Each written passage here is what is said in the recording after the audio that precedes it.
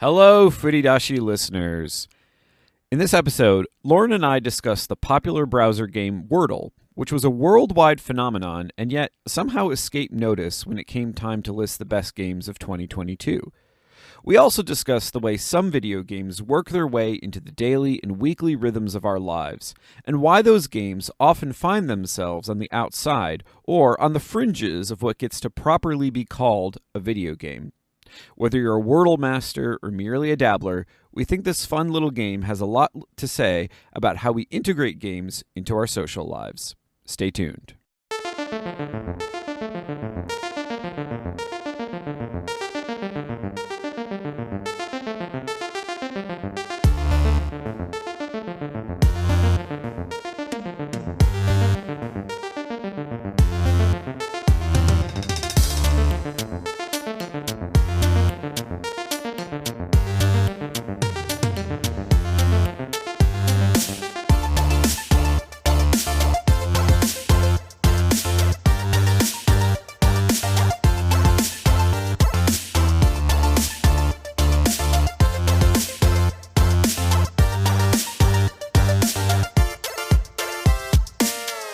Hello, everyone, and welcome back to the Furidashi podcast. I am Nicholas, and I am here with Lauren. Lauren, say hello to the lovely people. Hello to the lovely people. I am Lauren, and I am here with Nicholas. Wow, okay. It's like the mirror universe of the podcast. It is the mirror universe. Sorry, I always do this. We wanted to thank you all for joining us. We also wanted to remind you that we have a Patreon where you can sign up at the $5 tier for bonus episodes, and you can also sign up at advanced levels for even more wonderful content like transcripts, advanced proofs of our book chapters, all sorts of really cool stuff. So if that's the sort of thing that you're interested in, or if you just want to continue with today's conversation, go on over to patreon.com/Furidashi. So today, Lauren, we're going to be talking about words. Words, specifically wordly words. Wordle. Wordle. Wordle. Which is like Squirtle, but with words. No, it's Yeah, actually but it's nothing not like Wordle Squirtle. Squad. Yeah.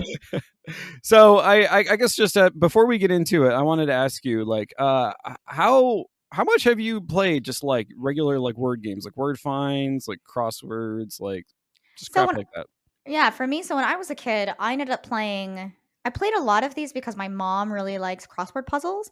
Yeah. I had either a high vocabulary or my mother indoctrinated me, and we waited in doctor's offices just forever, that I loved guessing the words. I liked being able to know how the word was spelled, but have no idea what it means. Yeah. And especially when you're a kid, I think that's what was exciting. I also played a lot of Scrabble, at the my dad's friends parties where we'd go and visit, and then that's always the game of choice was Scrabble, because I think it was a game of how to test your intelligence without being charades or it's a very introvert game, right? You're not going crazy. Yeah. Pictionary is also almost too much because now you can make fun of people. So Scrabble is the get to know you game.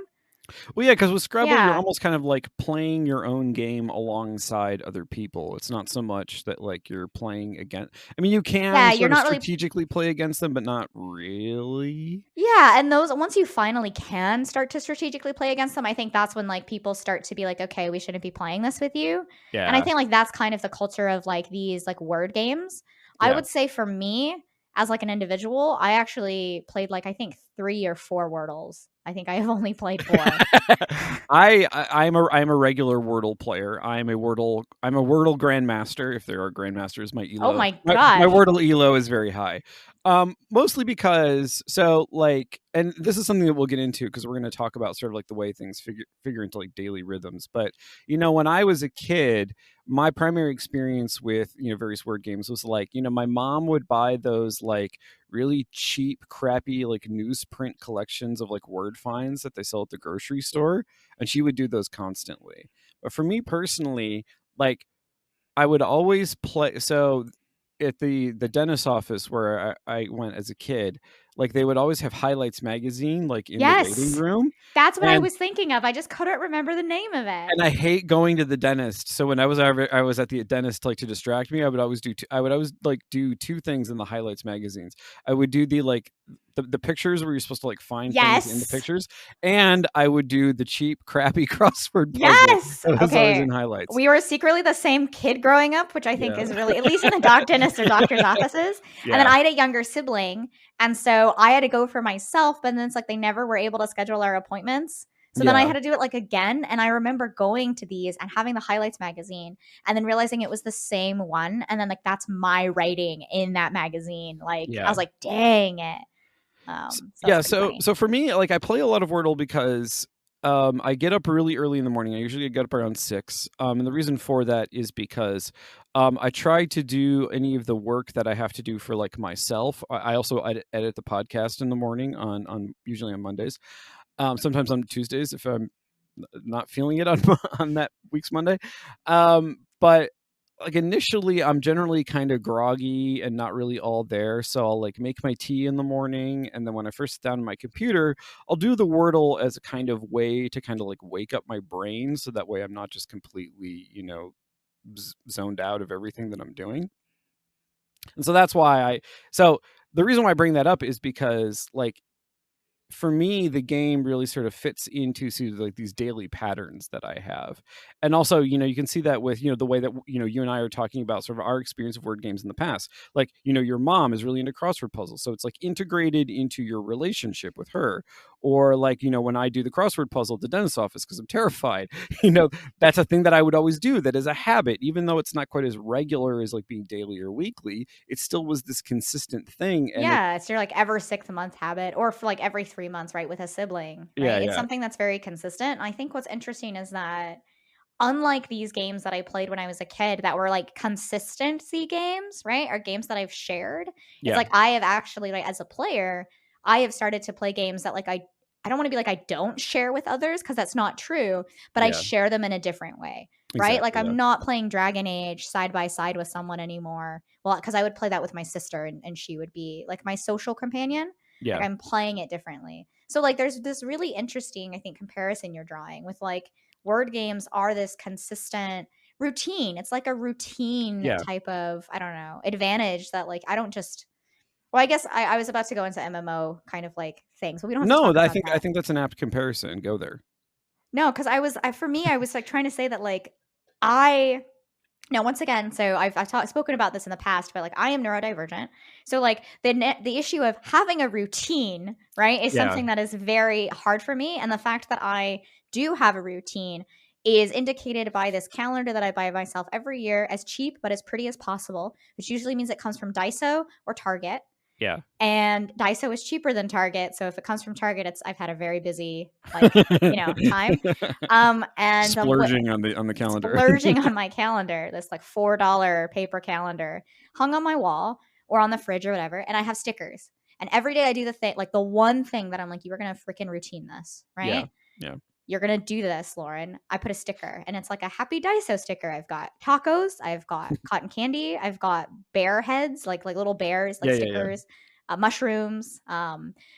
It's like funny because when we did an episode on gamification, you were very critical of gamification. I am super critical. And yet you literally gamified your schedule. I do literally gamify everything. Because it's not actually gamification, it's systemification. Okay. It's systemizing. So like I have created a system in whereby I need that reward mentality. But the more this is not an episode on neurodivergence and how I believe that people who are neurodivergent can make better game experiences because we have to experience our own lives as a game.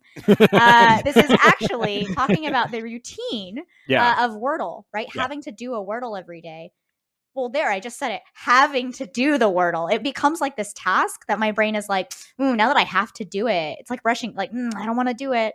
Yeah. But so for me, what's interesting is like Final Fantasy 14, right? When I was going to say is playing an MMO is like the same routine. You go on, you play your daily roulettes, right? Every single day, you do your dailies. And for me, like, I think that for the same reason in MMO, I cannot log in every day. It's not that I don't want to log in. Yeah. Is that for some reason it's like I just don't log in. I forget about it. I'm like, man, I need to do my dailies. But even when I started in 14 and I wanted to do my dailies, like it was a trudge. And it's the same way with Wordle, is that I think my friends, I can't say my friends didn't play Wordle. That's totally inaccurate. Everyone's playing Wordle. They just didn't include me because they knew that like it would stress me the out if I was having to be included in like, hey, did you do this? Did you do this? And I'm like, no, I have done nothing. I have one sticker because I did this one thing. Don't make me put a second sticker. That's too many stickers. Well, it's weird because one of the things that we're going to talk about today is the way in which they're like, this is a relatively recent phenomenon where you have games that are sort of like embedded within or sort of like closely linked to social media and the way social media structure interactions with other people. And Wordle is a really good example of this because Wordle is even designed in such a way that it can have this very like iconic thing that you can share. Like, you know, you finish doing it and you have this like iconic like set of colored squares that you then just like paste into whatever social media platform you want, be it Twitter, be it, I guess people don't do this on Tumblr, but it's very common on Facebook as well. And someone else who plays Wordle can look at that and recognize it immediately what it's saying. I remember that, seeing that, and I literally was like, what has happened on my Twitter feed? Like, what the hell is happening? Who took over Twitter? It literally, my whole feed for a while, because I'm in games, and so obviously everyone plays like the latest game. So I tend to see like, right, everyone was playing Endwalker. There were a bunch of just spoiler content. Like literally it was just like the images that are like, click to see spoiler. And I was like, wow, there's like 15 of these in a row. Like I should probably stop being on Twitter. I literally can't engage. And with Wordle, it was like everybody, especially being a narrative too, right? So everyone's like playing Wordle. I was like, I think Twitter is broken. Like, you know what? You know, like people have joined a cult. That's they're weird. Joined a cult. The GOP was right. We're getting hacked. I was like, okay, well, it can't be that one. Like, I was like, what is happening? And I think you're right. Like, it was such a social, I don't know. Well, it was a social phenomenon. And a social takeover. That's what it felt like to me as a non-Wordle initiate, a non-Wordleite, if you will. Well, and it's also very different from like the experience of doing a daily crossword, because generally speaking, like those are pretty solitary activities. You're doing it for yourself, you're self-motivated, whereas Wordle has this weird like social motivation as well, and like semi-competitive because you know you can do it in fewer or more guesses. Also, like people get can. But not necessarily like in an antagonistic way, but more sort of in like, you see your friend, post their Wordle for the day and you're like, oh crap. And it reminds you that maybe you didn't do it that day, or like, I could do better. Yeah, actually, and I wanted to ask you about that because like, okay, so for me, Wordle was incredibly competitive because a lot of like my friends and in game dev like are very into PvP sort of like just shooters in general. So Wordle became this like PvP social like word game. How many like counts could you get in? Like, oh, I got it on first try or I got it on second, right? So it was very competitive. But I wanted to ask you, as someone for myself who's never played Words with Friends. I've never really been in. I never did Facebook gaming. Like even so, like how does it compare? Or what was the difference between them? So like okay, so for those of you who aren't familiar, like this is not a new phenomenon. So like Zynga in particular is really well known for making these kinds of games, like Farmville and the one that Lauren just mentioned, Words with Friends. Which is basically a Scrabble ripoff, and they were sued because it's a Scrabble ripoff. But what's fundamentally different about that is that sort of with Wordle, like there's still that sort of self-motivation factor. Like there's the interaction with other people, but it's not direct. Whereas with games like Farmville and Words with Friends, you're literally playing against and with other people in this app that is then built into Facebook.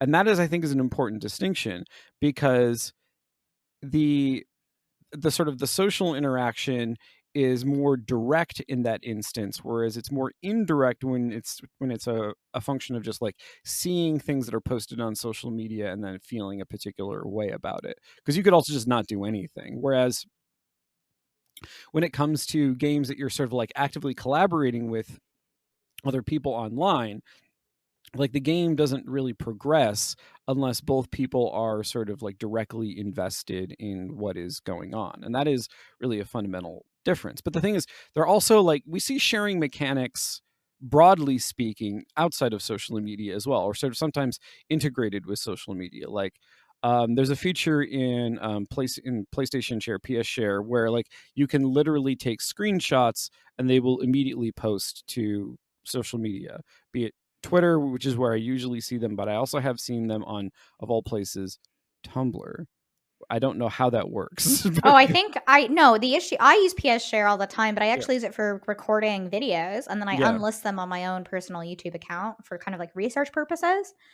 And it's a direct integration. I think what's interesting is that the YouTube one is strange in that you're able to like edit your caption, edit your tags, and your description all from within the PlayStation interface. Yeah. But then your video is just the raw PlayStation video footage. It's not edited or anything. Yeah. So it definitely feels like a social way to like share your video. Yeah. But you don't share, well, you could share a video to Twitter. The Twitter length, right? Like and encapsulation would be it just takes way too long. Yeah. Well, plus like Twitter videos are limited to 2 and like roughly 2 minutes, a little. It's roughly 2 minutes. No, exactly. Yeah. Versus like in YouTube, you can be like, this is a three-hour scene. No, and it'll just be uploading on your PlayStation while you're playing the game, which I think is kind of fascinating. It does make the game run slower. Just as it should. But it also like but it doesn't actually hinder it too much. I never really thought about that before as a PS Share is like a social sharing, because I don't use it as a social feature. But then again, like I don't use a lot of social features as social features. So. Well, I mean, what I'm trying to, actually, because I kind of want to tease out some of the similarities, but then also some of the differences. So it's because one of the things that I was thinking of in writing up the notes for this episode is like, okay, so the way in which you sort of like share your results on, like social media for Wordle, is that fundamentally similar to, or is that different from, say, like the way in which like achievements are visible on like Xbox Live or on PlayStation Network? Like, are those similar things or are those different things? What do you think? I don't know. I was going to say I think they're different. One is about sharing an experience so you can talk about it. Yeah. Now, if we look at this 2 categories, right? Nicholas is asking, what are the difference and similarities between sharing a game experience you've had on PlayStation? We're going to use that as an example because I until recently, right, had finally got an Xbox game account in the year of our Lord, 2023, which is this year for anyone listening in the future or the past. Okay. Right. Anyway, I'm like, what the hell? I'm in my PlayStation mindset. So as you can see, anything is possible. So we're going to take, what is the difference between sharing something that's an experience on PlayStation versus, I think, sharing Wordle? And I would say that for me, I have a difference. I'm sure you'll find a similarity, but for me, the difference is sharing a Wordle was kind of like a status. And it was not so much an achievement as it was like, look at how I've succeeded. Look at how I failed. In my case, it was look at how I cheated so that I didn't fail. Look at how I looked it up online. Look at how I looked it up online because it was like wrong. Yay. That's what my Wordles looked like. No, I'm kidding. I only had one like that because once I did that once, I was like, wow, I feel like a cheater because I was a cheater. Yeah. I felt like how I was and I didn't like it. But second is that this is like competitive. I felt like when I was sharing a Wordle, it was both to include myself in a discourse that I didn't belong as a person. This is personal feeling, right? So I'm a personal player.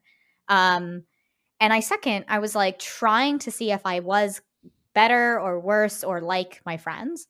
And I think that there is this fundamentally like kind of social comparison aspect that I am just not, it's not that I'm not trained to see it. It's that, I don't want to compare myself to others. So Wordle's about, let me compare this, right? It was a comparison kind of like mentality for sharing, right? In a competition. So comparison and competition versus like when I share, say, a Dragon Age video from PlayStation or I share God of War, that's more like, hey, look at my personal experience.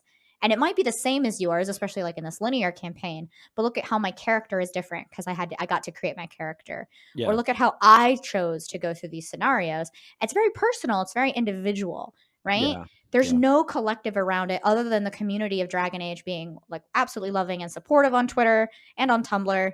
And we kill all the naysayers, pew pew. And like, but no, being loving, supporting, so I can share that. And then I'm like, oh my gosh, that's so cool. I actually did this. Or wow, like I can't believe you got that facial combination. Or, like it's a lot more about like building each other up Whereas I think Wordle is just like comparative enough that it like leads into the darkness of like, actually, the darker side is something that I kind of want to point to. So like, I mean, not to toot my own horn too much, but I'm really good at it. But I'm really good at it because I am a words person. Like I spend 90% of my life. I literally trained to be a not guy a who words talks about person. words. No, I'm kidding. And no, so, but continue, yeah. And so as a result, like, and you can even see it sort of in the way in which I play, because I don't actually try to guess based upon like what I think it's going to be that particular day, but I use basic linguistic strategies, around like, vowel and consonant combinations. And so as a result, I can usually get it in 3 or 4 guesses. But the thing is, like, there is a way in which, like, I have this one friend who shares their Wordle every single day on Facebook, and they're very smug about it, and it's really kind of annoying. And interestingly enough, what it made me think of, this is going to seem like a total non sequitur, but I think they are related, is the way in which, like, back in WoW during Wrath of the Lich King, which is the last expansion that I played in its entirety. I only played a little bit of Cataclysm and hated it, and that's when actually I canceled my account. But back in Wrath of the Lich King, I remember there was this point where, like, there were raids for like Ulduar and for Ice Crown where, like, if you like, they would do pickup raids, but you wouldn't be able to get into the pickup raid unless you like linked the achievement for having already done the raid. And so there was this weird like elitism baked into what was essentially just like a pugged raid, which is sort of insane that it's then going to be this like elitist thing, and that was specifically linked to the accumulation of achievements. And that's what the sort of the comparison that I wanted to draw it back to, is then the achievement is not then, because there are people who like, trophy hunters, people who like want to get all the achievements in the game, but that is very personally motivated. Whereas in this instance, the achievement is something that you then sort of flash to other people to sort of convince them of something about yourself, in the same way that sort of like I have run into like, I don't share my Wordles at all. I just do it for myself. But people who do share, generally speaking, I don't have a problem with, but I have run into these occasional individuals who kind of use it as this like weird elitist sense of superiority, which is strange because it's a browser game. No, I know, like, that. Yeah, browser games aside, like, I think elitism does not need a browser or a true simulated experience. Like, I think elitists don't need anything. They're just themselves, and they will just act that way. Yeah. But I'm kind of curious, like, can we kind of talk about and tease out what you're, just really briefly before I want to move in more into like the mechanics of Wordle and how it is as a game. Yeah. Right. I'm actually curious to that Wrath of the Lich King comparison that you're making. Yeah. And I had to stifle myself. None of you saw it, but I was like, you're one of those people. Like, you just got off at Cataclysm. I was one of the people that came back because of Cataclysm. So like, that's really interesting. Whatever. I really was. So I did Watlick, and then I actually got off before the raid thing because I could kind of see the darkness. And so I was like, I don't want any part of that. Yeah. And then I actually never raided in Watlick. I just kind of played it. And then I took off. So I stopped paying for my subs. But I was also like, I didn't have all the money in the world to be paying for this. So I was like, yeah. Right. So I kind of took a break. When Cataclysm happened and I saw the world get destroyed, I was like, I want that. And so I immediately rebought like the expansion and the flying, right? Because that's when they introduced flying mounts. I ate the crap out of that. I was like, Cataclysm was my X pack. I got back in, and then once again, money. I wanted to play Legion, and then fell off. No, it was. You know what? I don't know the order anymore. I'm not gonna lie to you.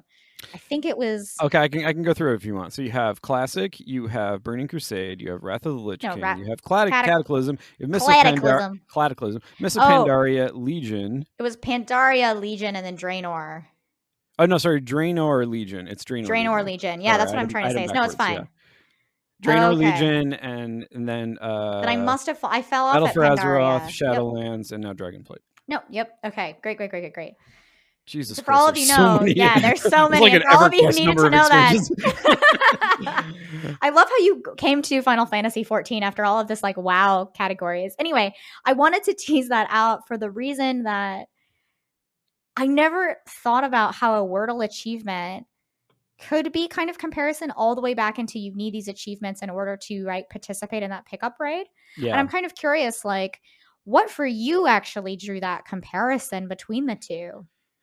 Like, Um, was it just a similarity of elitism like in Wordle, or was it more of the competitive or the Well, it's because comparison? it's the way in which sort of like the game both then works within sort of like a predetermined social situation. So in the case of the raid scenario, there is like a culture of like the people on my server where and this was true on other servers as well, but where like there was this point like it was often difficult to get into raiding precisely because no one would like take you and like hold your hand through it or at least like help you learn things.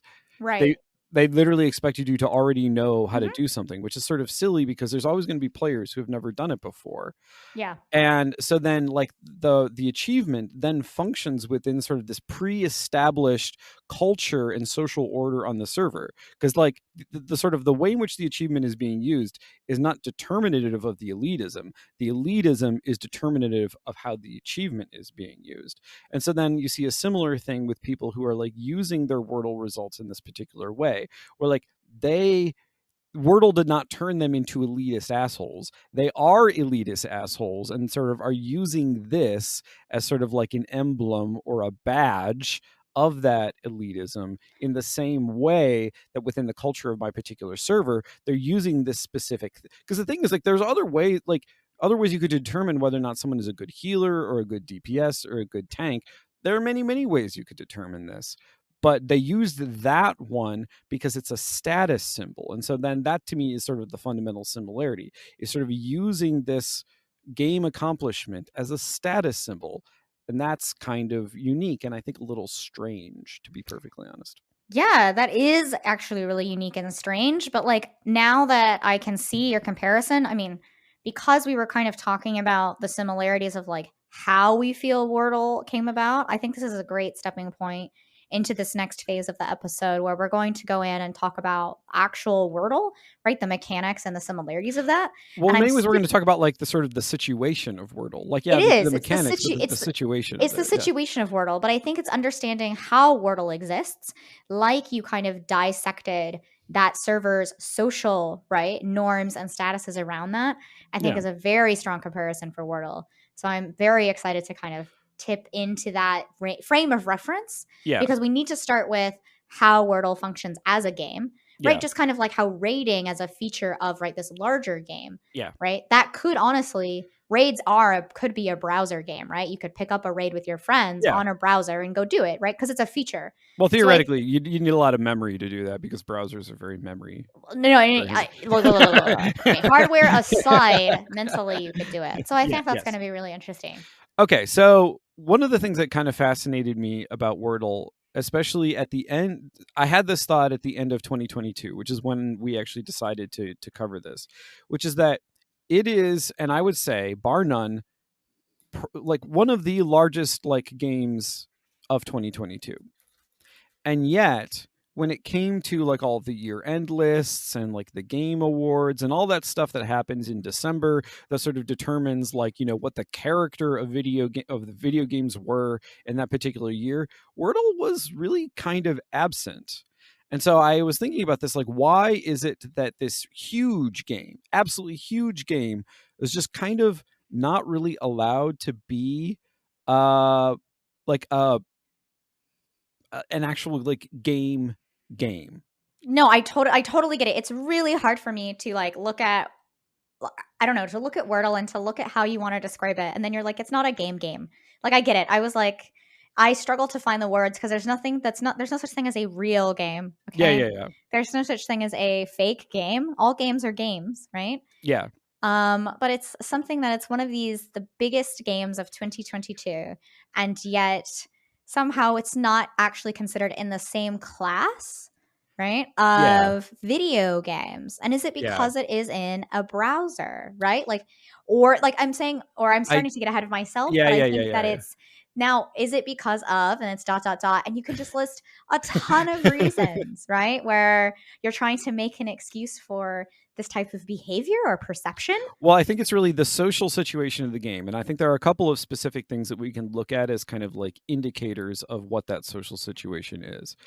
One is its sort of broad popularity. There is this sort of perverse thing and you see this all the time in like discourse about video games, where like if a game is really popular amongst people who are not considered to be gamers, and I have giant scare quotes around this word, we're setting that aside for the moment, like somehow they don't get to be games for like there's a lot of, especially with like mobile games, you see a lot of condescension that is directed towards them because somehow they don't exist, they're not properly situated. So if you think about Wordle, like who publishes Wordle? The New York Times. Well, now it's the New York Times. Yeah, but it was a very quick turnaround from when it was first released to when it was, and most people know it through through New York Times. They don't know it from its like original indie release. Well, what's interesting, okay, so here we go, though. Here's what's interesting. We're already seeing a sociological class divide in the games industry here, is that for me, the New York Times bought it months after. Now, it may have been weeks, but like it felt, because game dev time is wibbly wobbly and also very stretched out. Yeah. Okay, is that like 1 month feels like 7 years sometimes. Well, this was also during the pandemic, so there was. And it's also during the pandemic, so there was no such thing as time. I truly felt like the New York Times bought Wordle months after it. My friends had been playing it. The discourse had been starting it. Yeah. Like every single day. Oh my gosh, this has been going on forever. It was almost as pervasive as Pokemon Go, but minus the whole you have to run around for that one Snorlax and 20 people are all in this one gas station trying to find a Snorlax in like the bowels of summer in Florida. Yeah. Just for very specific, crazy, hot, sweltering weather. So you can feel that, okay? Feel that with me. Feel that memory with me. Yeah. Now, in this memory of Wordle, it's me using a hybrid workflow, going into into office during the Delta pandemic, trying not to go into office during the whole Delta outbreak. Also, Wordle is becoming a thing. Everyone's very competitive in my workplace. Everyone's playing ping pong, and they're like, "I beat you in ping pong, but like you can't beat me in Wordle." Like it was like wow, okay. It's and the then nerdiest suddenly, thing I've ever heard anyone say. It's very nerdy. This is my work environment, and I can't do ping pong or Wordle. And I'm like, could I just maybe like I don't know, sing in Rock Band, because apparently Rock Band singing is great. No, Lauren's secret normie. Secret normie. I'm a secret normie in the game world of games. No, but like that's what I'm saying is there's already this class. The reason why I don't want to call it a class structure, and I'm gonna say this because who likes classism? Nobody likes. I mean, unless you are a classist, nobody likes classism. Yeah. And the reason why I'm saying there's already some social stratums here is for me. I remember playing Wordle like I'm not saying day one launch, but maybe day two, where it was like, oh, did you guys hear this like indie game just came out? It's called Wordle. What? This indie game? Like this is how game development, this like class of people on the edge are. Yeah. Suddenly we're playing it, and then I think a week later someone was like, my mom found Wordle. Like it was like that kind of turnaround. Like but that moment, like when it sort of exploded, is really synonymous when it was picked up by the Times. Yes. And yes, you started to see like my mom playing it, or like like my old classics friends from grad school who like I don't think have picked up a console video game since they were like 5. All of a sudden are talking about it constantly. And I think it's in that moment that's when it really became a social phenomenon, not just like a game phenomenon. Yeah. And I wanted to break that in the context of like, because I am not trying to put myself like in this like, oh, but I'm in the indie upper echelon first adopter Apple products or whatever class. Like that is not correct. But I think what you find in games, what you're alluding to, Nicholas, is there's like these social stratas or social norms where we're now looking at each other, right? And going, this is a class of video games, right? It's this AAA, so high quality. Yep. Okay, these are just like the peg below, right? And we've kind of talked about this in terms of, right, the AAA structure, AA, what makes a game indie or independent, when a lot of, say, AAA quality games have actually only been made by one person, right? Or what is a indie game like Hades now actually becoming a AAA title with a massive fan base and now a sequel, the first time they've ever done a sequel. Right, which now is going into a franchise structure, which is then very reticent of a very AAA, right? I mean, it's a very AAA bold move, and like, and in all like of those arguments aside, the Wordle phenomenon for me is actually something much deeper and more particularly interesting because it's not a game that we can, in our prejudice, go, well, it's a video game, so X, Y, and Z. Yeah. No, this is Wordle. This is somebody everybody played, biggest game. And yet in our society, right, there is this divide, Yeah, right? there's And a now clear disconnect, yeah. it's a very clear disconnect. And so I think... so please go into it, because I was like, this is just me kind of setting up, right? Yeah. Like what I'm mulling over, or what I've been mulling over, right? I think the important element to add to all of that is that the way in which things, especially like cultural artifacts, get defined has less to do with their actual like particulars, like whatever features or content they may have, and has far more to do with sort of like their social construction, the way in which like the people who sort of think of themselves as having particular identities or particular like experiences or subjective relationships to reality, however you want to define it, like they then sort of cohere an identity not just around themselves, but also sort of the artifacts or the objects that they accumulate around them. And so if anyone is interested, there's a really great book about this sort of concept. It's called Art Worlds. It's by Howard Becker, and he talks about this way in which like the work of art, like the art object, this thing that is sort of elusive and has always been impossible to define. And the reason why he claims it's impossible to define is precisely because people always take a formal approach to it. They're trying to look at the art object and determine its artness based upon the thing. Whereas what he's trying to argue is that its artness derives from the social institutions like galleries and museums and schools, and the people who then act as like gatekeepers or arbiters of taste. And so then the analogy of that to the video game industry is the designers, but it's also the journalists, it's the critics, et cetera, et cetera. I did not say this in the comments of my notes when we were talking about this, because I wanted to say it to your face. Oh God. I love Howard Becker's Art Worlds. It is a phenomena into itself for me. Yeah. Growing up in it was a very art forward household. It's a very poetry forward household, right? And for me, my family being, right, it's kind of disconnected society, mix mash of like cultures and, all these different things. And then moving us from super Texas to super New England, right, to super deep South. Yeah. Now super I'm Missouri. Super Missouri, very super, very miserable, like going through all of these connections. And then I find myself at one of the prestigious literary schools for writing, right, at the University of Iowa. And I'm saying it like that because it was very clear to me that they're like, look, our society of writers is literary. We're creating a craft of art with what makes true writing. And no one's going to be reading science fiction anymore. And I have to say it like that because I was a genre writer. And that's what it's called in literary terms, by the way, boys and girls, is that genre fiction is, which is funny because everything's a genre, is anything that is just not pure fiction. Yeah, well, because okay, so like genre fiction then is sort of like in this marked territory. It's like the mobile game or the browser game or the indie game. Exactly. But then if you like, but then it's like, okay, well, what is a game? What is just like a work of fiction? The unmarked version of those things, and that's actually the for those of you who want to go to grad school, if you say like the unmarked term, your professor will jizz themselves. No, yeah, and then you will get an A. So as a Slytherin's in the room here with the Ravenclaw, I'm just saying this is how to get an A. But that unmarked term, like fiction or game, like the thing is like those actually have discrete features. It's just they're invisibilized, like we sort of put them into the background. Whereas with genre fiction, with like horror, with sci-fi, with fantasy, like then all of their features are foregrounded. And so, but the thing is, like, but then it leads to this perverse set of circumstances where people can then compartmentalize and be like, well, that's not really a game. That's a mobile game. That's not really a game. That's a browser game. That's a tabletop game. It's like, no, those are all games. But then the question we have to ask is like, okay, not only one, what is that unmarked game referring to, but also who is situated themselves in a position where they get to determine what that is. Yes. And it is the deterministic perception, right, of these games that make them unmarked, right? And the reason why we're calling this out is because we look at Wordle and you feel like you know what it is.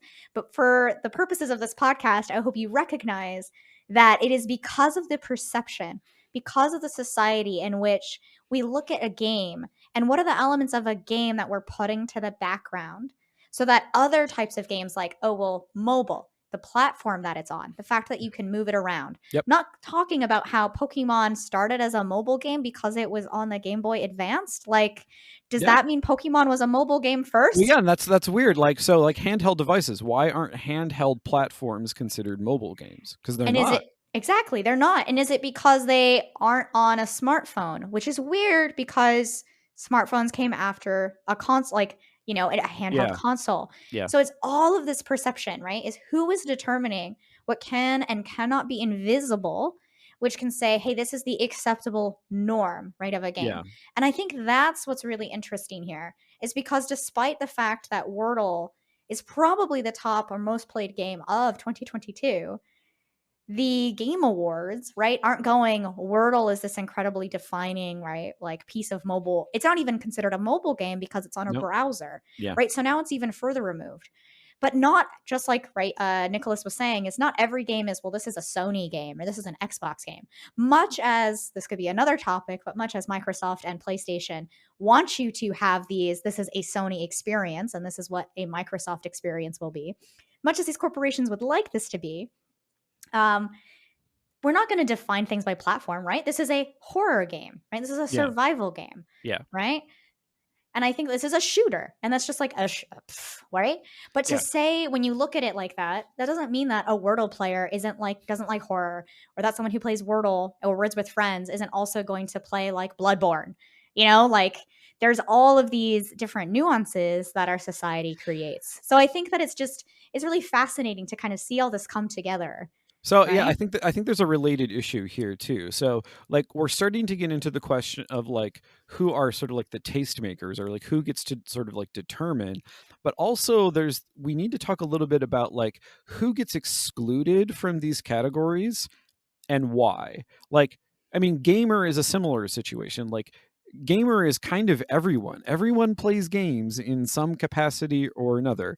But that term gamer is very narrowly circumscribed. Yeah. And I used to think that this was just a feature of like bitchy people online. But okay, so full disclosure, for those of you who don't know, I'm currently working on a UX certification. So I've been doing a lot of, background reading on, UX research and so forth. And there's this one blog that I came across on the UX Collective, and I'll link it if people are interested, in which the designer in question was talking about how they primarily work on VR experiences for, as they said, arcade rooms. But I was like, okay, you can just say arcades. People know what an arcade is. But what I found really interesting, an arcade room, a room dedicated to the arcade. Well, and I think I understood what he was trying to say, which is that there are a lot of places where there are sort of like dedicated like VR like spaces that aren't necessarily within like a specific like fully functioning like branded arcade context, like a Dave and Buster's or something like that. So, but this article begins by talking about how like his specialty is designing for, and he literally says, non-players. And I was like, what is that?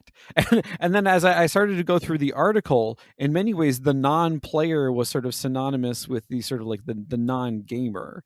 And I love that you are just now bringing this article up to me right now, because I'm like, we obviously we have time in between this, but I'm just like, I'm sorry, what? Now you can go into your article, but it's kind of crazy. I'm not going to talk much about the substance of the article, because this is the thing that I found fascinating, is that like even people who work within the industry, the person whose like entire remit is how do I think about games as they relate to people, the people playing them, is saying that there is this thing known as a sort of like a non-entity, or like a non-gamer.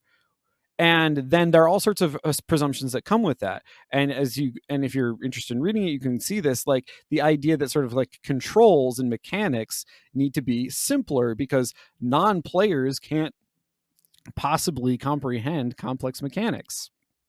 Which, by the way, that's not actually how people understand mechanics. It's not how tutorials work. There's a lot of weird assumptions there. But the thing is, these assumptions really do exist. And it's not just that there is a kind of discourse about them. It's that the games themselves are being built in such a way that reflect these assumptions. And I find that crazy and fascinating. That is, well, one, it is crazy and fascinating, but two, that is actually like kind of in the question that I really wanted to dig into, is that who is perpetuating these states of affairs, is that we have to recognize that we are, this is going to almost sound, I was going to say paternal, or like, you know what I mean? Like a parent would say it, not like maternal, paternal, like, you know, it's going to sound like there's a different word for it that I think is probably gender neutral, but probably not. Yay, English. But we were raised, okay, all of us, we were raised in an environment, regardless of your age, in which the society around us thinks that there is a specific type of video game. Yeah. I'm going to say video game here because it can't just be game. It has to be video game. It has to be a visual and auditory experience that is akin to playing a video, which for everyone is like a YouTube, okay? Yeah. No, I'm kidding. You all know what a video is. Right? Which is on the cathode ray tube. What is the cathode ray tube? Right? But this oh man, I love that. Sorry. But I think that this is incredibly important to recognize that around us, we are raised, right? And we as humans want to belong to that society, right? And so when I brought up kind of the stratiation to kind of harken back to what AAA is, AA is, end of indie, etc., is that it's really kind of about like, if we are part of the problem because we were raised where we believe that AAA is the highest quality of gaming for these invisible reasons of video gaming, video graphical fidelity. You know, how much, not just how much money it is, but hey, it appeals to a large subset of audiences. It has a mass market appeal. How many triangles does your game have? How many triangles does your game have? How much, honestly, this is going to be funny. How much math does your game have? A game with more math is more AAA. Yeah. And that probably sounds very strange coming out of my mouth. But then also, right, there's a hierarchy of developer now. Whenever you go to a networking event, and I say now, but there's kind of always kind of been this way, is that there's always been a hierarchy in society, right? If you went to like the president's ball, obviously the president is going to be the first figure, like he's going to be the big guy, right? Yeah. This is the United States president, by the way.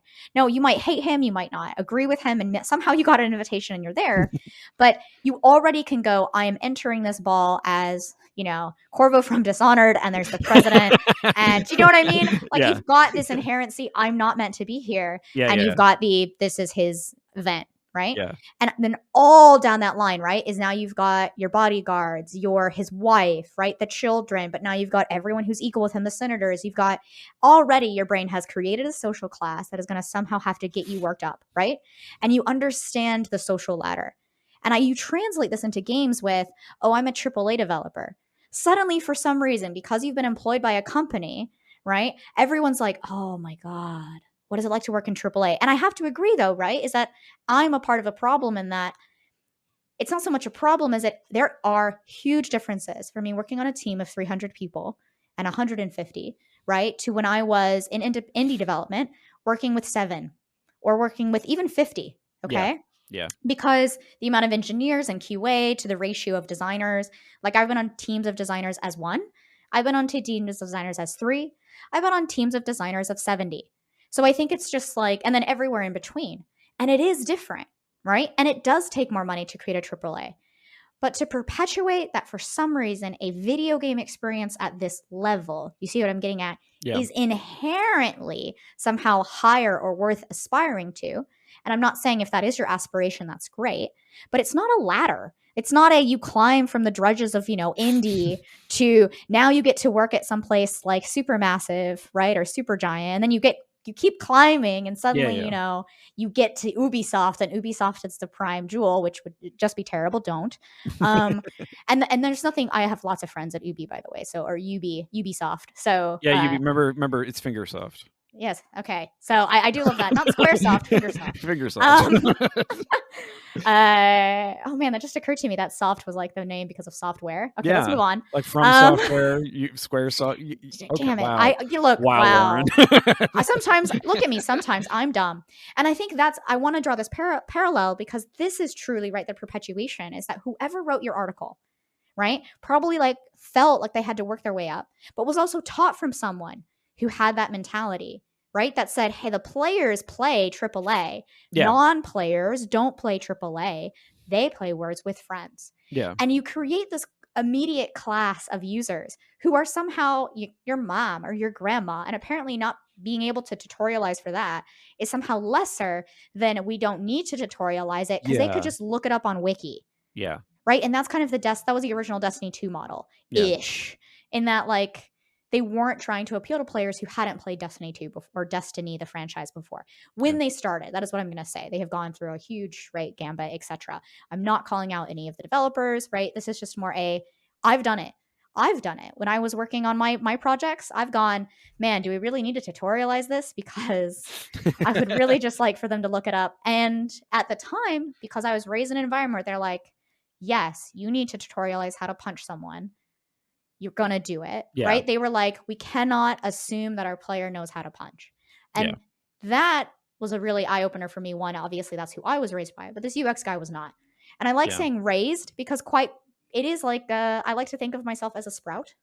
So they are also watering me, right, with knowledge. So in the interest of not necessarily calling out this individual, I think where they're coming from is actually a perfectly understandable impulse, because the thing is, what they're trying to do with their design practice is actually make gaming experiences as broadly available as possible.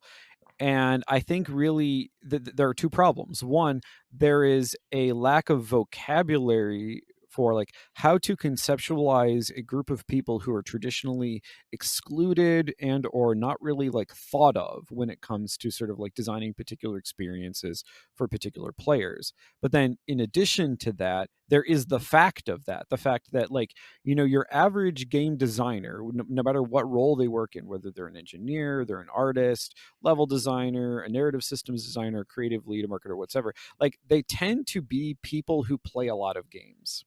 And they tend to be people who play a lot of different kinds of games. So like their experience of like what you should and should not know when you come to a game initially is going to be wildly different from the person who like the last video game they may have played was like a Frogger cabinet in an arcade back in 1989. But the thing is, that's the majority of people. And so the thing is, when you, to sort of bring this back to Wordle, when you look at a game like Wordle, like its mechanics are extremely legible to that particular kind of individual. And so like that is really in many ways the brilliance of its design, is it stems from the ability to step outside of a lot of those presumptions that designers often have when they like as Lauren was just saying, like, you know, do we really need to turn this into a tutorial? And the answer sometimes is yes. Yes. Like you really do. No, and I think Nicholas is giving us a great wrap up here, because I think the biggest thing that we're going to help answer right in the Patreon episode is digging more into the state of affairs and how we currently got there. Yep. But I want to kind of point out that I wasn't trying to super harp on the individual. It was just more like, I am a part of the problem sometimes. Okay, I see what you're saying. Right? Yeah. Is that even myself, right? Hey, we're making this title. I work in AAA. They've already been doing these things. Yeah. And I need to recognize, right? I'm a big invisible tutorial person, right? If you've ever watched the Game Maker's Toolkit, that's how they call it. I call it organic tutorialization, right? Or innate tutorialization, where you're playing something that maybe even had a tutorial about it, like it had a blurb or something. Yep. But you used it so integrated in the mechanics, you didn't realize that you were using it exactly the way you should be using it, because that's how integrated it was with the game. And I also kind of wanted to call out what you're saying, Nicholas, is that sometimes people were gamers in the 80s and 90s playing things like in the arcade, because I took my parents to an arcade or to the National Video Game Museum in Frisco, Texas. Yeah. We drove like 2.5 hours or something to get there, by the way, because Texas is way too big. This is too big, yeah. and we weren't central to it. And my dad and my mom were like playing the shit out of all those arcade games. They're like, man, I haven't done this in years.